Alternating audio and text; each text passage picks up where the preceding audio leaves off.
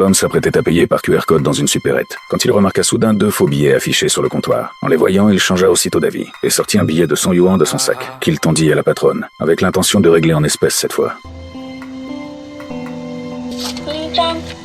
Quand la machine confirma que le billet était authentique, Ahei poussa immédiatement un soupir de soulagement. Mais, au moment où la patronne allait lui rendre la monnaie, il reprit brusquement son billet et paya finalement par QR code. Puis il emprunta 2 détecteurs de faux billets à la patronne et rentra chez lui, où il se mit aussitôt à vérifier ses billets sans arrêt. Mais après plusieurs heures, aucune des 2 machines ne signala le moindre problème. Cela voulait dire que l'énorme pile d'argent devant lui était entièrement authentique. Cette richesse tombée du ciel donnait à Ahei l'impression de rêver. Une semaine plus tôt, il était allé réclamer une dette à son ami Dakyang, mais celui-ci refusait de rembourser et lui avait directement proposé une vieille villa en compensation. Cette villa avait connu un incident par le passé, ce qui expliquait pourquoi elle restait invendue depuis longtemps. Dakyang convainquit alors Ahei d'accepter une vieille villa estimée à 3 millions pour effacer une dette de quelques centaines de milliers. Au début, plus Ahei regardait cette affaire, plus elle lui donnait mal à la tête. Mais l'argent qu'il avait prêté semblait impossible à récupérer, et il n'y avait presque aucun espoir de revoir cette somme. À la fin, il n'eut d'autre choix que d'accepter la villa, en espérant trouver une nouvelle façon de gagner de l'argent. Mais contre toute attente, après la signature du contrat par Ahei, lorsqu'il fit venir quelqu'un pour nettoyer la maison dès le lendemain, le syndic se présenta soudain à la porte, et ce qui suivit fut encore plus surprenant. La villa devait encore plus de 100 000 yuans de charges, et si elle n'était pas réglée rapidement, même les déchets à l'intérieur ne pourraient pas être évacués. Avant de signer le contrat, Ahei ne s'était renseigné sur rien, et s'était une nouvelle fois fait avoir par Dakyang.